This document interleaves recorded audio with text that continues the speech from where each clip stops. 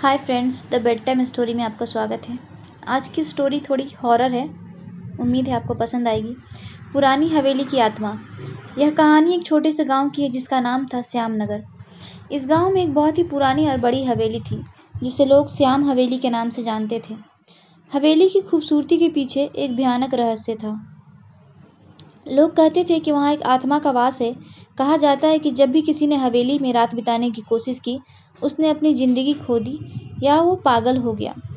गांव वालों का मानना था कि श्याम हवेली में एक पुरानी रानी की आत्मा भटकती है, जिसने उस जगह पर किसी अनजान कारण से अपनी जान दे दी थी।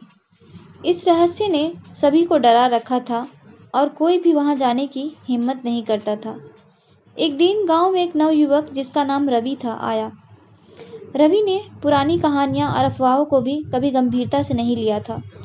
जब उसने श्याम हवेली के बारे में सुना तो उसने सोचा कि यह सब झूठ है और उसने निर्णय लिया कि वह उस हवेली में एक रात बिताकर गांव वालों को साबित करेगा कि यह सब सिर्फ कहानियां होती हैं, झूठी होती हैं।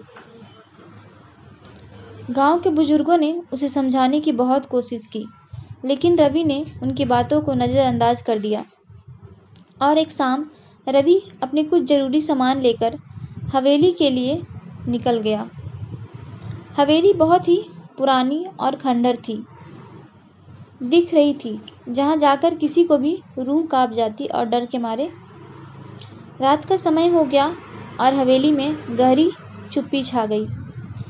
रवि ने एक कमरे में अपना बिस्तरा लगाया, बेड लगाया और अपनी टॉर्च लाइट जलाकर चारों ओर देखने लगा।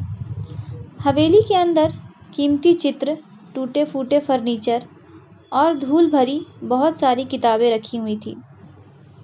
रवि ने चारपाई पर लेटकर एक किताब उठाई और पढ़ने लगा, लेकिन तभी अचानक एक ठंडी हवा का झोंका आया और दरवाज़ा खुद ब खुद बंद हो गया। रवि भी सहम गया, लेकिन उसने खुद को संभाला और फिर से किताब पढ़ने लगा। तभी उसे लगा कि कोई उसके पीछे खड़ा है, लेकिन जब उसने पीछे मुड़कर देखा तो वहाँ पर कोई भी नहीं था। उसकी दिल की धड़कनें तेज होने लगी। उसने सोचा शायद उसे भ्रम हो रहा है, लेकिन तभी एक तेज चीख की आवाज़ ने उसकी नींद को उड़ा दिया। रवि का चेहरा पसीने से पूरा भीग गया था। उसने देखा कि कमरे का दरवाज़ा खुल चुका था और अंधेरे में से कोई सफ़ेद लिबास पहने हुई एक महिला की परछाई दिख रही थी। वह परछाई धीरे धीरे पास आ रही थी। अब रवि के डर के मारे उठकर भागने लगा, लेकिन जैसे ही उसने दरवाजे से बाहर निकलने की कोशिश की, दरवाज़ा खुद ब खुद बंद हो गया। अब वह परछाई बिल्कुल उसके सामने थी। महिला की आंखें पूरी लाल हो चुकी थीं और चेहरा बहुत ही भयानक लग रहा था। उसने रवि से कहा, तुमने मेरी शांति क्यों भंग की है? इस जगह से चले जाओ। तुम यहाँ पर क्यों आए हो? रवि ने बहुत हिम्मत जुटाई और कहा, मैं यह जानना चाहता हूँ कि तुम्हारी आत्मा को अभी तक शांति क्यों नहीं मिल रही है। आत्मा ने आह भरी और बोली, यह मेरी कहानी है। मैं रानी श्यामा हूँ। मेरे पति ने मुझे यहाँ बंद कर दिया था और मैं भूख और प्यास से तड़प तड़प कर मर गई। मेरी आत्मा को शांति नहीं मिली क्योंकि मेरी आत्मा संस्कार नहीं किया गया, मेरा अंतिम संस्कार नहीं किया गया। रवि ने वादा किया कि वह उसकी आत्मा को शांति दिलाने के लिए उसका अंतिम संस्कार पूरे विधि विधान से करेगा। महिला को आत्मा ने उसकी बातें मानी और वहाँ से गायब हो गई।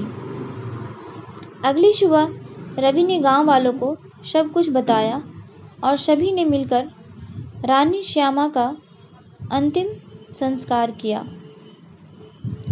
उस रात के बाद कोई भी भूतिया घटना नहीं घटी और हवेली अब एक शांतिपूर्ण जगह बन गई थी। रवि की बहादुरी से गांव वालों ने उसे सम्मानित किया और श्याम हवेली अब गांव का एक महत्वपूर्ण हिस्सा बन गई थी, जहां लोग बिना डर के आया जाया करते थे और घूमा करते थे। अब वहाँ कोई डरने वाली बात नहीं बची थी। इस प्रकार रवि ने अपनी हिम्मत और समझदारी से न केवल अपने डर को हराया बल्कि एक निर्दोष आत्मा को भी शांति दिलाई। यह कहानी हमें यह सिखाती है कि हमें सबसे बड़ी चुनौतियों का सामना बहादुरी और बुद्धिमानी से करना चाहिए। स्टोरी अच्छी लगी हो तो लाइक एंड सब्सक्राइब करें। धन्यवाद।